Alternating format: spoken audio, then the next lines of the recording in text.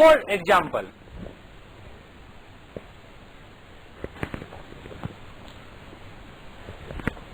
there are two balls. This is M1.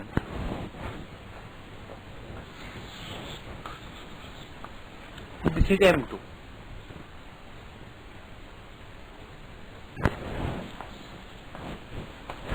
Initial velocity U1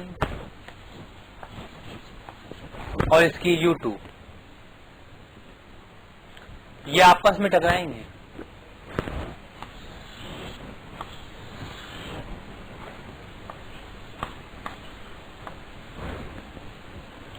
M1 M2 पर normal force लगाएगा, M2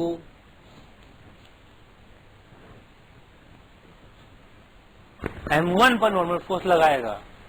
इसके बाद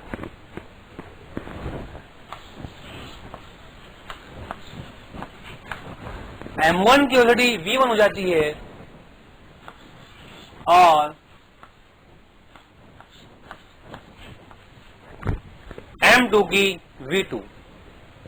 So now you can see velocity of M1 is U1 and velocity of M2 is U2. Velocity of M1 is V1, velocity of M2 is V2. तो velocity में changes आया, collision के बाद आया। वह कैसे आया कि M1 के ऊपर एक नॉर्मल फोर्स लगा और M2 पर भी एक नॉर्मल फोर्स लगा। फोर्स लगने की वजह से, फोर्स से इंस्टेंट नहीं लगा, फोर्स बहुत कम समय के लिए लगा, लेकिन इस फोर्स ने M1 मास की बॉल का मोमेंटम चेंज कर दिया। पहले M1 मास की बॉल का मोमेंटम M1 U1 था, बाद में हो गया M1 V1 और M2 बॉल का मोमेंटम M2 U2 था। फोर्स लगा तो इसका मोमेंटम M2 V2 हो जाएगा।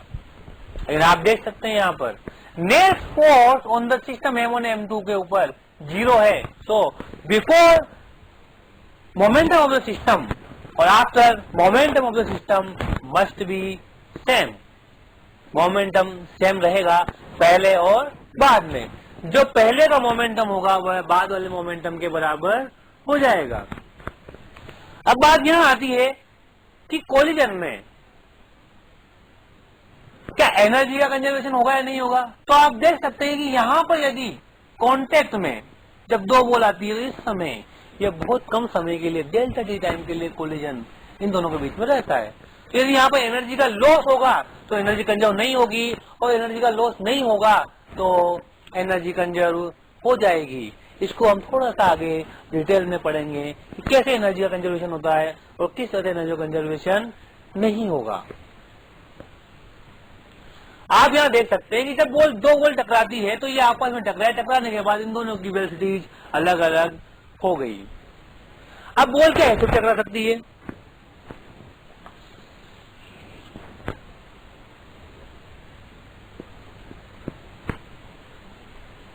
एक बॉल इसकी वेलोसिटी U1 है और दूसरी बॉल इसकी वेलोसिटी U2 है। Let U1 is greater than U2 so that टकराएंगे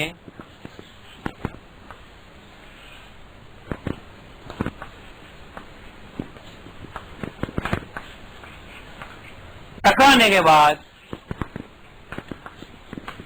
M1 V1 हो जाएगा और M2 V2 हो जाता है। वेक्टर साइन लेंगे क्योंकि हमें पता नहीं है कि किस एंगल पर बॉल जाएगी। अब आप यहां देखें कि जब M1 और M2 बॉल टकरा रही है तो कॉन्टैक्ट सरफेस यह वाली है, contact surface.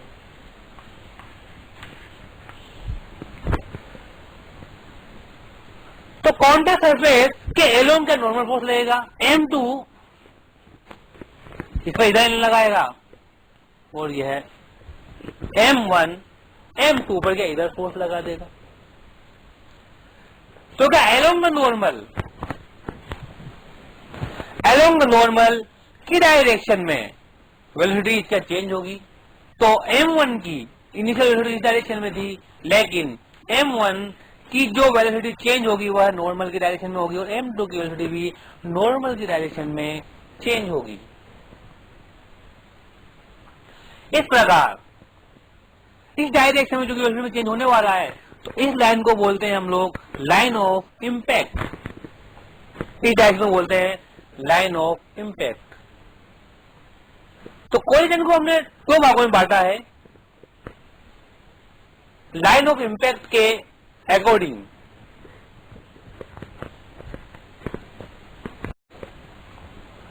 Next, line of motion.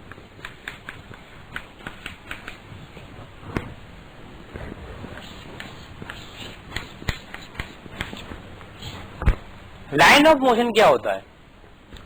A block is moving with initial velocity u1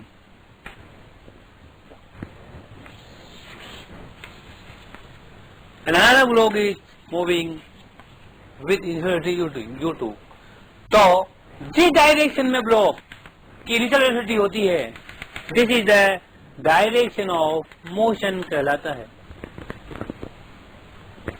This is the direction of motion of M1 and M2 block.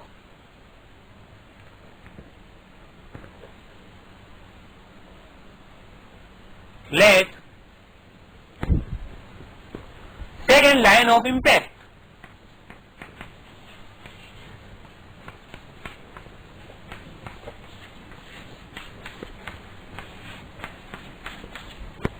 What is the line of impact? This direction में impact आ रहा है, मतलब normal force लग रहा है, उस direction को हम लोग लाइन ऑफ इम्पैक्ट कहते हैं। कैसे? जैसे this is the M1 block and this is M2 block. U1, U2, U1 is greater than U2, they will collide. After collision, during the collision, just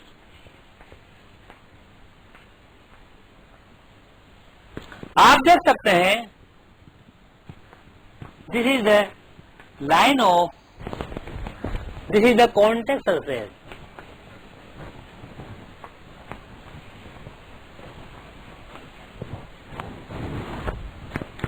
direction of the normal is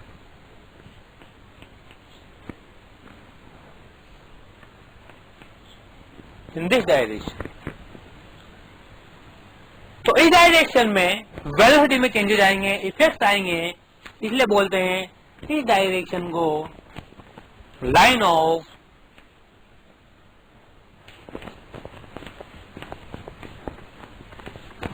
impact. इस ball की this is the line of motion. इस ball की line of motion यह है, जहां देख सकते हैं this is line of motion, this is the line of motion, but this is the line of impact. कुछ एग्जाम्पल लेते हैं इसके अपन लोग।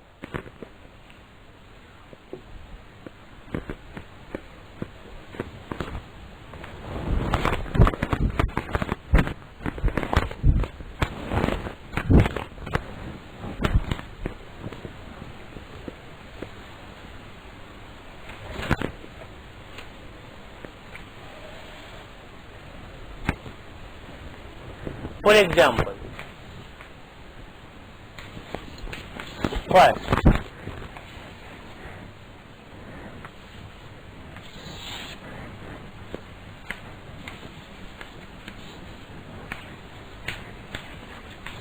there are two balls U1 and U2. U1 greater than U2, they collide.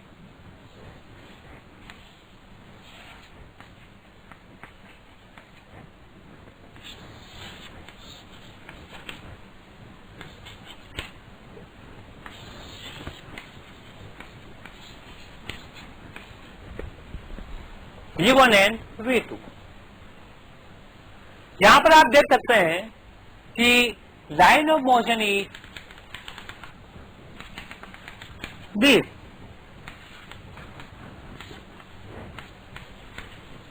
और line of impact के लिए बात करें तो कॉन्टैक्ट सरफेस के परपेंडिकुलर क्या नॉर्मल लग रहा है, और इसी डायरेक्शन में मोमेंटम में चेंज आएगा। तो चेंज इन मोमेंटम की जो डायरेक्शन होती है वह लाइन ऑफ इम्पैक्ट की डायरेक्शन होती है। This is the line of impact.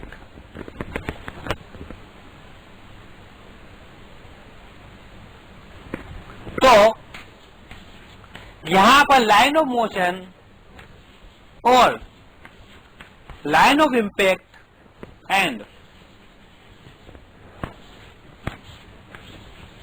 Are same. This example, line of impact and line of motion are same.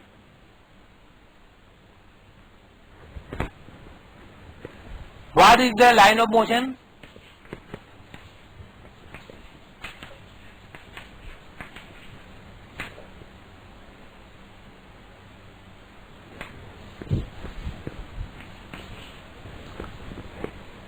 Velocity, direction of velocity of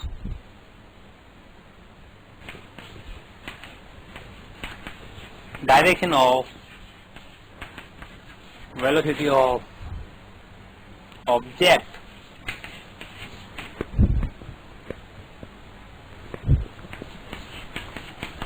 line of impact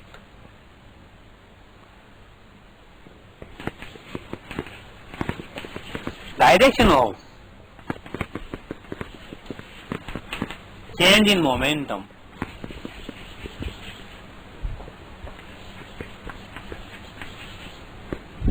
direction of change in momentum. जिस direction of momentum change होगा वो line of impact होगी। आप देख सकते हैं कि इस डायरेक्शन नॉर्मल फोर्स है तो इसी डायरेक्शन मोमेंटम में चेंज आएगा, तो डायरेक्शन ऑफ इम्पैक्ट भी यही यहाँ पर, डायरेक्शन ऑफ मोशन भी यही।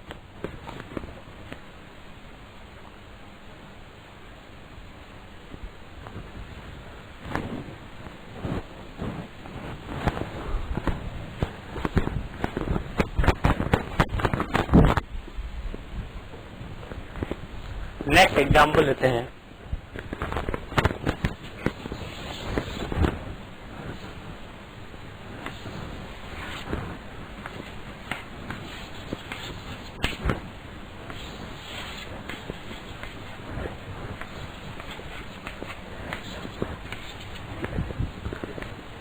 There are two balls M1 and M2. They collide.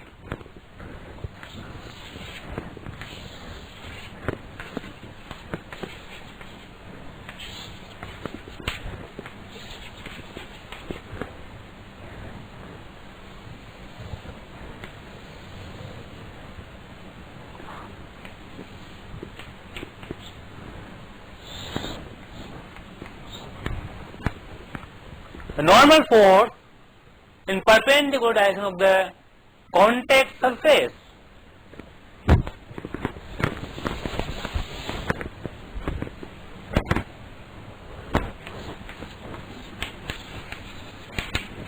line of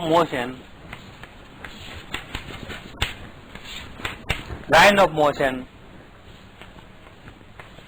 or this is line of impact. आप देख सकते हैं कि नॉर्मल फोर्स की डायरेक्शन में मोमेंटम चेंज होगा और यहां पर यही डायरेक्शन लाइन ऑफ इम्पैक्ट होगी। एक एग्जांपल हो लेते हैं इसका।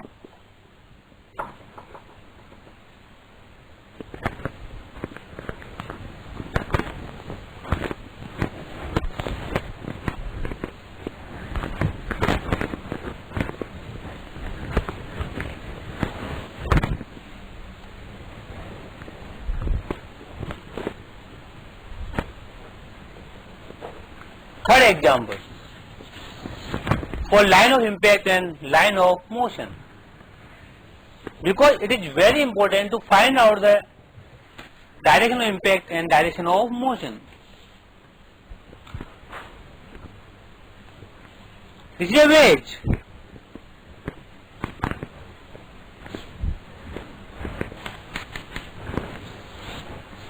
Of mass m. A small m block is released from the height h and it comes down.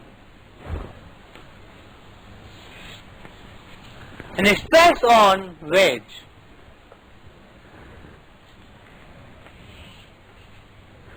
So this is the line of motion. But in this direction, momentum will not change. The momentum will change in the perpendicular direction of the contact surface. That is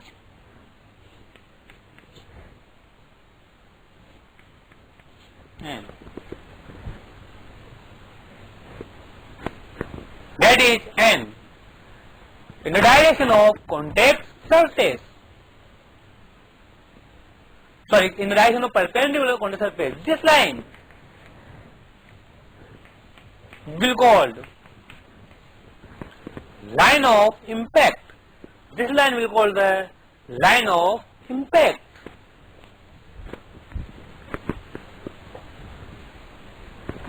next, इस तरह से आप लोग line of impact और line of motion निकाल सकते हैं.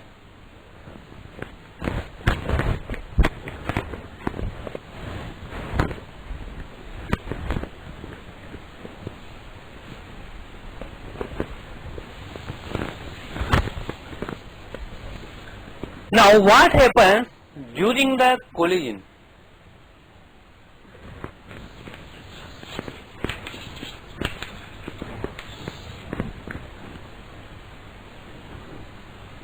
Collision के अंदर क्या होता है? कोलिजन और impact.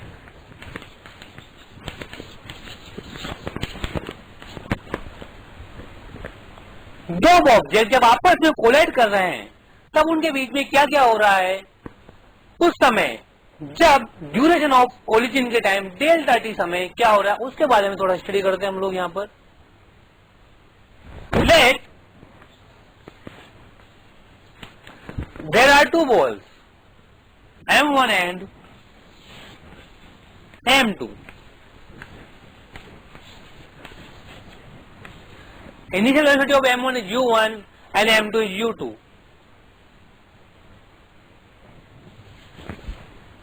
If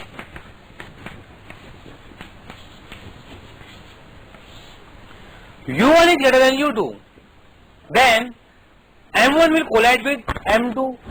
Yes.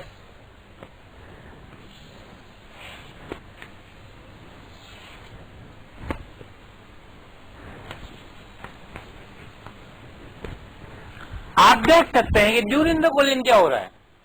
During the collision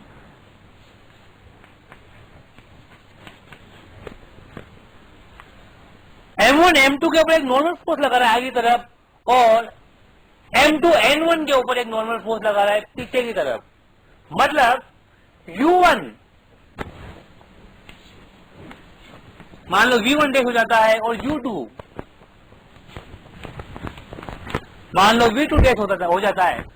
तो दोनों V2 डैश तो बढ़ेगा और V1 डैश कम होगा क्योंकि नॉर्मल अपोजिट डायरेक्शन है.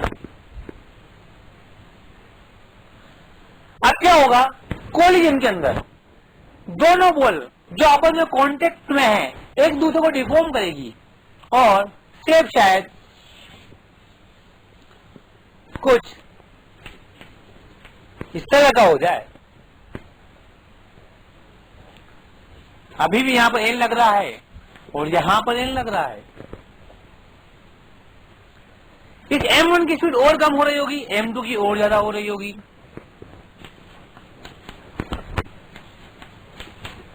V2 double dash. When maximum deformation comes and maximum deformation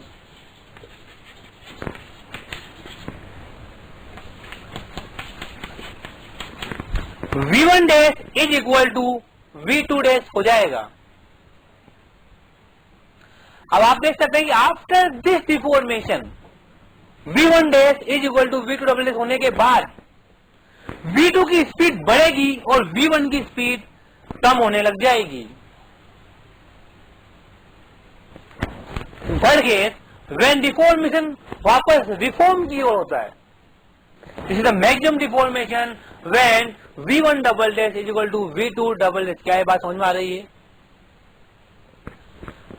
क्या दोनों की स्पीड सेम हो जाएगी बॉल की? क्या उस समय डिफॉर्मेशन मैक्सिमम हो जाएगा? यह बात जो समझ में आ रही है। आगे का स्टेप चलते हैं कि अब जब वापस डिफॉर्मेशन वापस रिफॉर्मेशन की ओर बढ़ता है, रिफॉर्मेशन, तब क्या होगा?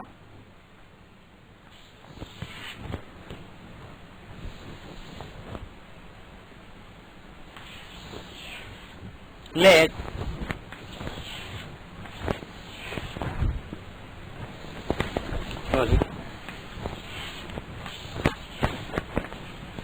M1 M2 जब रिफॉर्मेशन होता है तो लेट इसकी वेलोसिटी v1 और इसकी हो जाती है v2।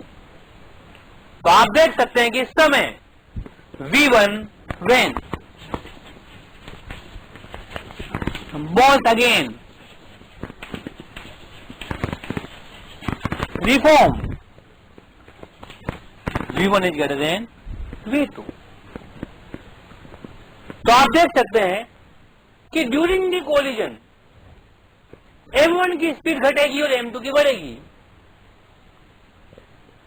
एट ए मैक्सिमम डिफॉर्मेशन उन दोनों की स्पीड बराबर हो जाएगी और वापस v1 की स्पीड इसके बाद भी घटती रहेगी, v2 के बाद भी बढ़ती रहेगी, जब तक कि बॉल्स वापस अगेन रिफॉर्म नहीं हो जाती। When balls again reforms, then v1 is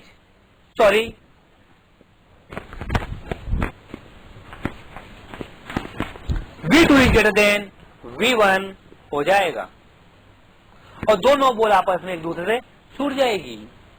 m1 की वेलोसिटी v1 हो जाएगी और m2 की वेलोसिटी v2 हो जाएगी। तो आपने देखा कि ड्यूरिंग द कोलिजन मोमेंटम का ट्रांसफर हो गया। जो इनिशियल वेलोसिटी m1 की u1 थी वो फाइनल v1 हो गई। Initial momentum of the ball of m1 is m1 u1 और final momentum of the ball m1 is m1 v1। क्या दोनों अलग अलग है? हाँ है। Initial momentum of m2 is m2 u2 and the final momentum of m2 is m2 v2। क्या दोनों अलग अलग है? हाँ है। लेकिन सिस्टम का momentum will not be changed because during the collision always net force on the duration of the collision is 0। So we can say that initial momentum of the system must be equal to the final momentum of the system। I can write it here, momentum of m1 is m1 u1 initial momentum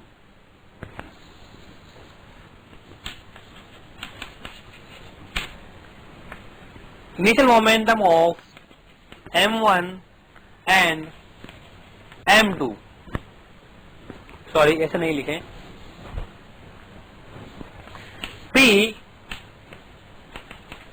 initial of m1 is m1 u1 and P final after collision m2 is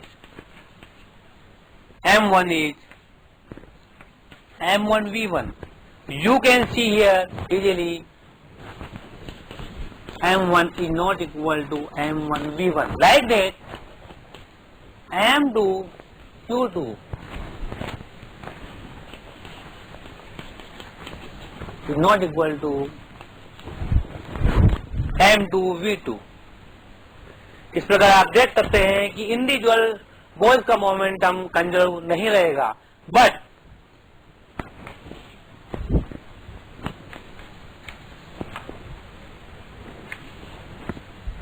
momentum of system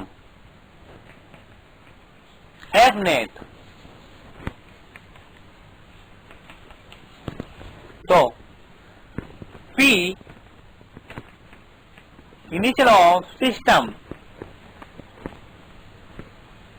is equal to P final of system. मतलब के M1U1 plus M2U2 equal to M1V1 is equal to M2V2. तो आप देख सकते हैं during the collision momentum of individual balls are not conserved, but total momentum of the system is always remain conserved.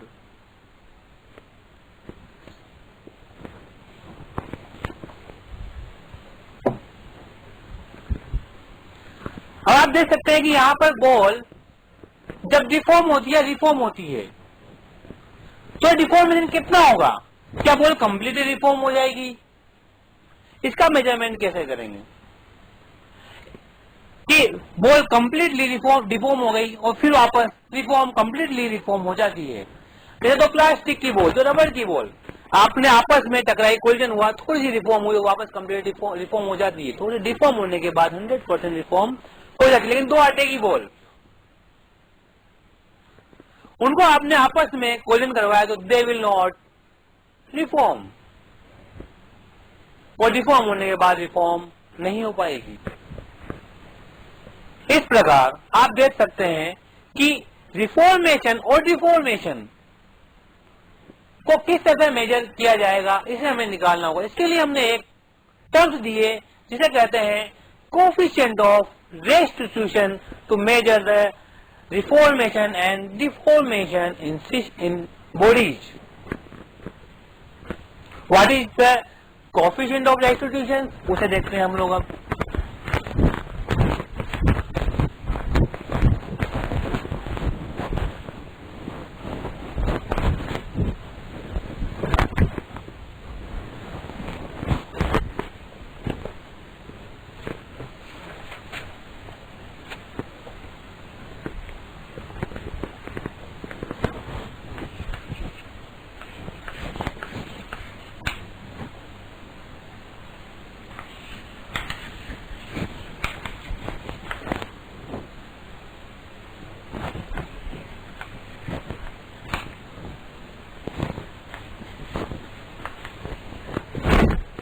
Coefficient of restitution,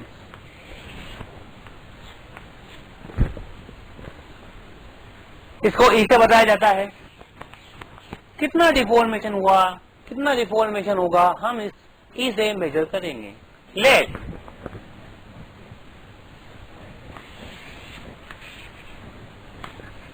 there are two balls, M1 having velocity U1 and another ball M2 having velocity U2.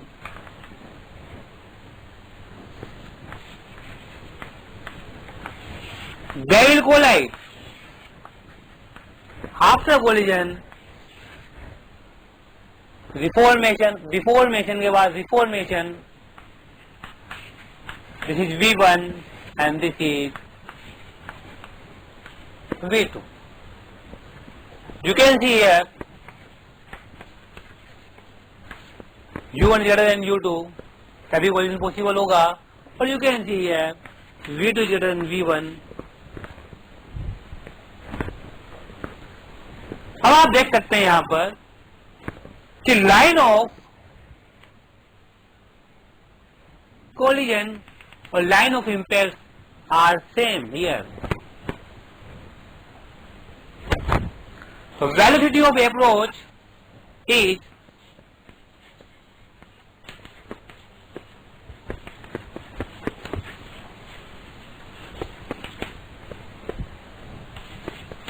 U1 minus U2.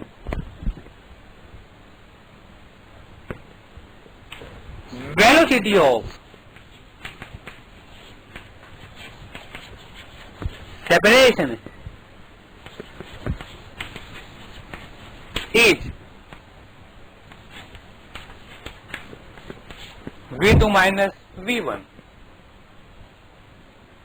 Velocity of approach भी along the line of impact है और velocity of separation भी along the line of impact है। तो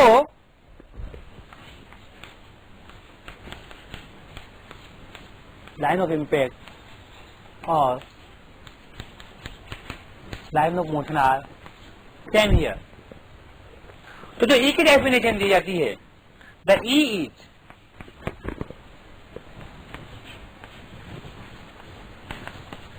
velocity of separation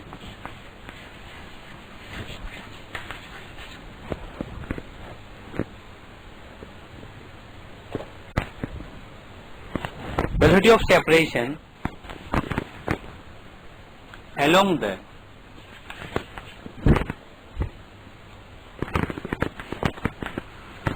line of impact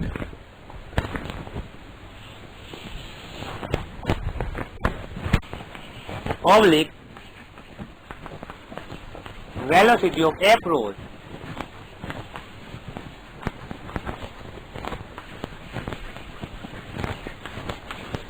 along the line of impact. Velocity of the separation along the line of impact and velocity of the approach along the line of impact. So velocity of the separation is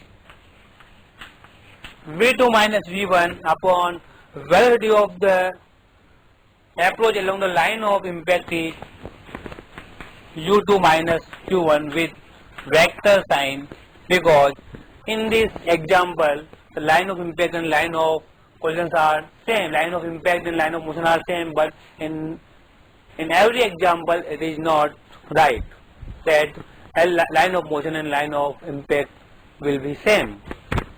So we can, the definition of E is velocity of the separation along the line of impact oblique velocity of the approach along the line of impact, that is equal to v2 minus p1 upon u2 minus v1 with vector signs, or this will give the magnitude of this magnitude will give the result of E.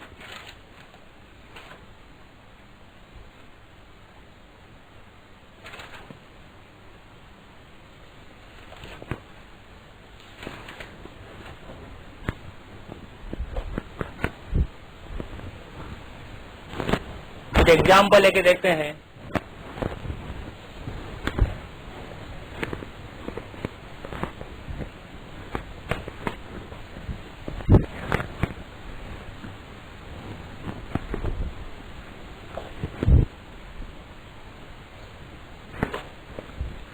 Now if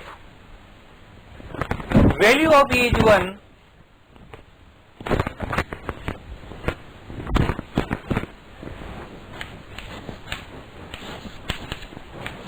if E is equal to 1, then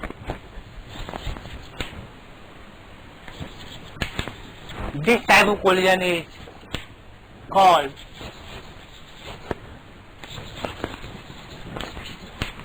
elastic collision. If E is greater than 0 and less than 1, collision is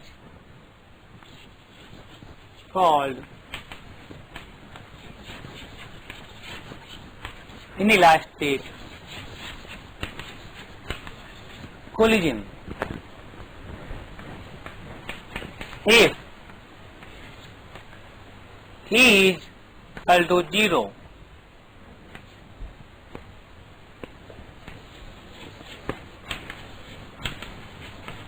collision is called perfectly inelastic collision. इस तरह आपने देखा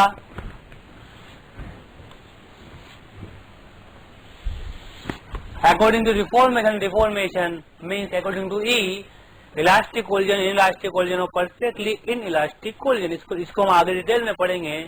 is equal to 1 means जितना deformation हो रहा है वहां पर उतना ही डिफॉर्मेशन हो रहा है। Is equal to greater than 0 less than 1 means जितना डिफॉर्मेशन हुआ कंप्लीटली वापस बॉल ऑब्जेक्ट 100% रिफॉर्म नहीं हो पाया है। और यहाँ पर देखिए is equal to 0 means balls दोनों ऑब्जेक्ट्स की फाइनल वेलोसिटी सेम हो जाएगी और दोनों का डिफॉर्मेशन वापस डिफॉर्मेशन में चेंज नहीं हो पाया है। यहाँ पर मैक्सिमम डिफॉर्मेशन की स्थिति में दोनों ऑब्जेक्ट साथ साथ चल रहे होंगे। तो इनको हम 1 बाय 1 लेंगे और डिटेल से पढ़ेंगे।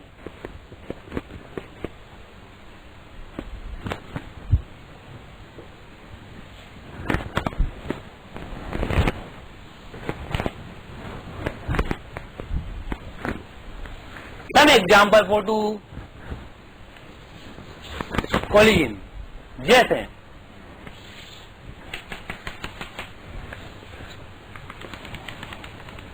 a ball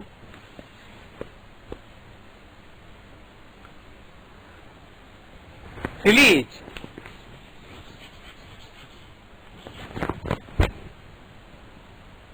from the height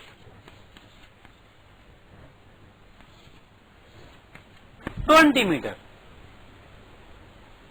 above the ground. Then when ball rebounds first time, what is the velocity just after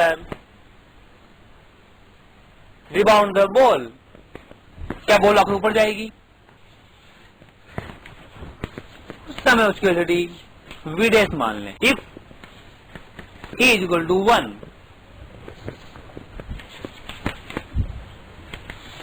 जब नीचे बॉल आ रही थी उस समय उसकी वेलोसिटी u ले लेते हैं। What is u? u is root 2gh means 20, u is 20 meter per second. When ball rebound v dash, find out the velocity of p dash. आप देख सकते हैं कि बॉल की लाइन ऑफ कोलिजन भी यही है और बॉल वापस इधर ही रिबाउंड होगी, यहां पर रिबाउंड नहीं होगी। मैंने यहां पर केवल बताया है।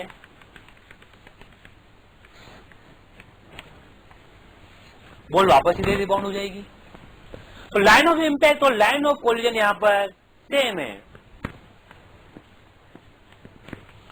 लाइन ऑफ इंपैक्ट और यही लाइन ऑफ मोशन है। आपको लगाना है E is equal to v2 dash u1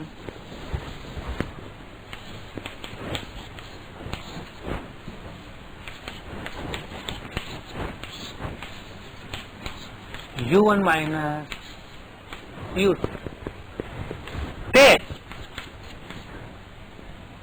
Upward direction is positive.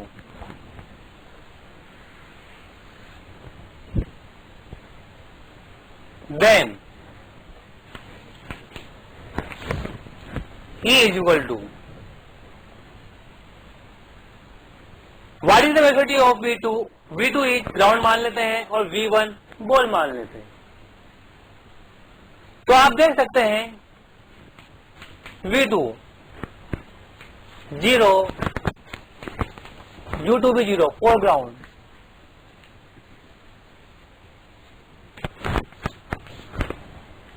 What is V U1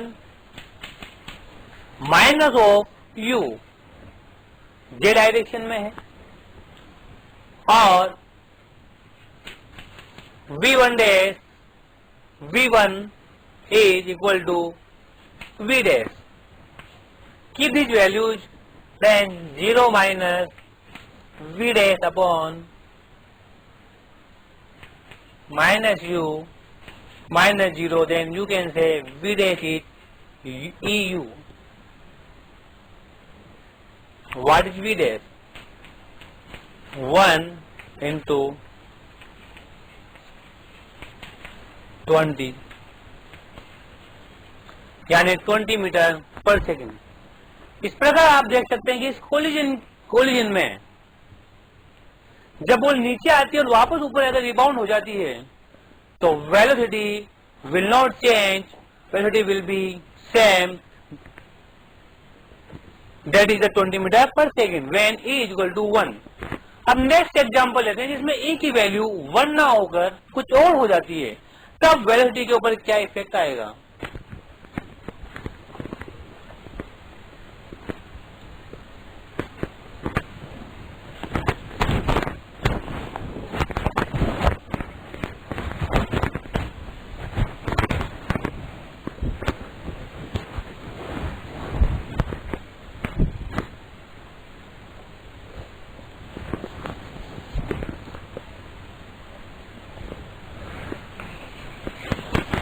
next example, वही ग्राउंड, बॉल गिरी, बॉल गिरकर वापस रिबाउंड उसी डायरेक्शन में हो जाएगी।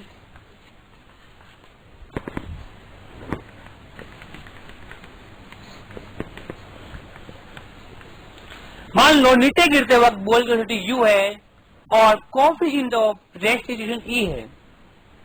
Rebound velocity of the ball is v dash u,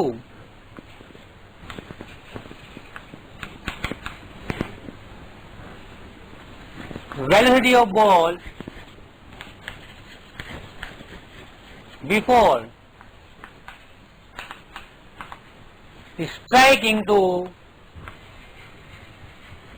ground v dash, velocity of ball after striking to ground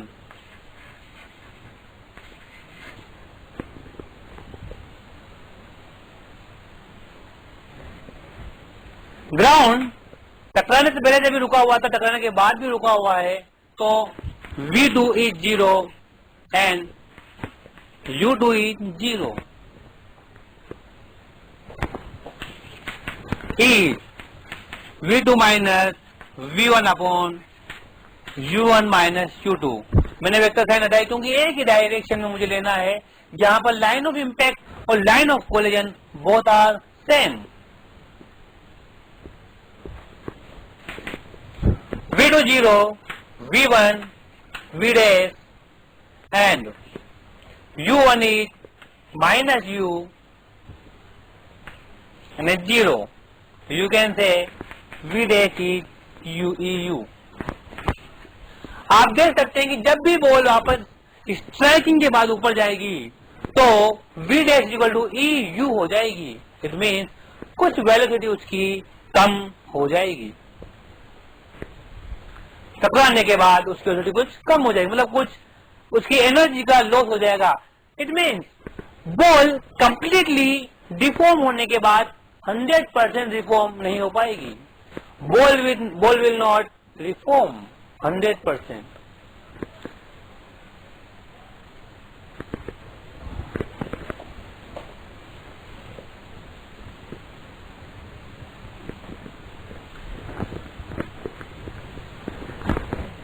इस प्रकार आप फॉर कोलिजन एक इक्वेशन लगा सकते हैं। Next example, when a ball of mass small m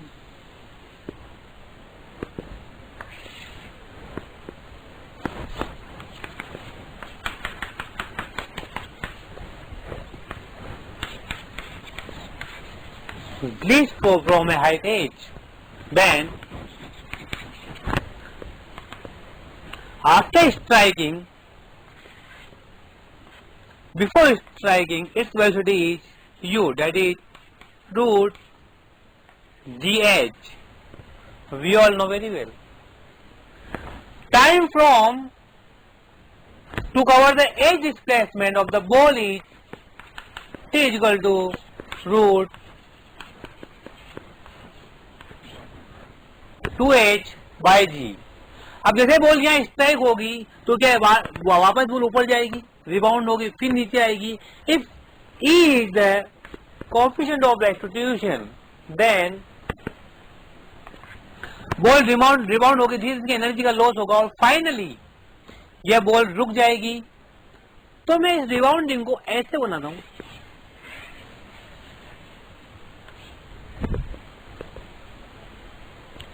आप देख सकते हैं कि रिबाउंड होने के बाद इसकी वेलोसिटी होगी EU, यहां पर E²U और यहां पर E³U।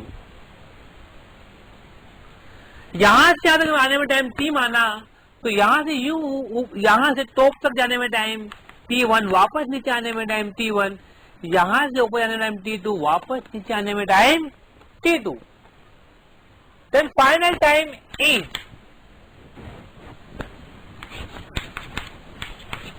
t plus 2t1 plus 2t plus 2t3 plus this.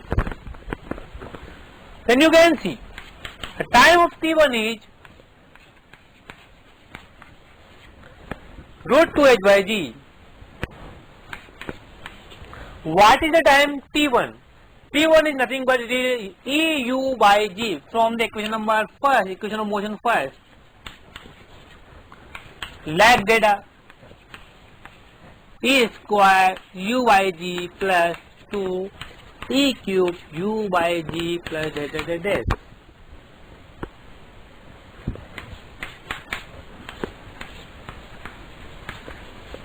Twice h/g plus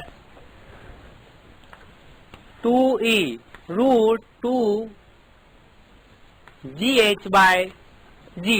u की वैल्यू यहां से यहां रख दें, प्लस 2 कॉमन लें,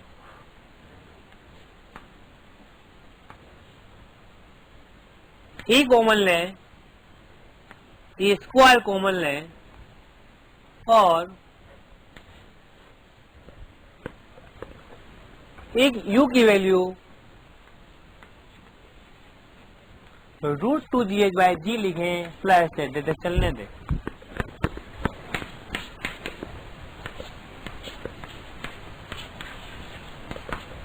यहां से आप कॉमन लेंगे 2e रूट जी से जी कट जाएगा 2h/g, अंदर बचेगा 1 प्लस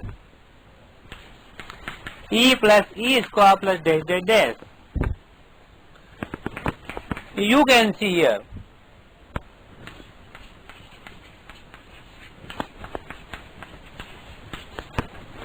2h/g कॉमन लेंगे, अंदर बचेगा 1 प्लस c और ये एक इनफाइनाइट सीरीज है अंदर की तरफ, तो सम होगा इसका 1/1 minus e। Then you can find out the answer. Twice h/g ऊपर आ जाएगा 1 प्लस e और 1 माइनस e। इस तरह से आप टोटल टाइम निकाल सकते हैं रिबाउंडिंग का। यह कितने टाइम तक रिबाउंड होगी ball bar bar, T is the time that is the rebounding of the ball.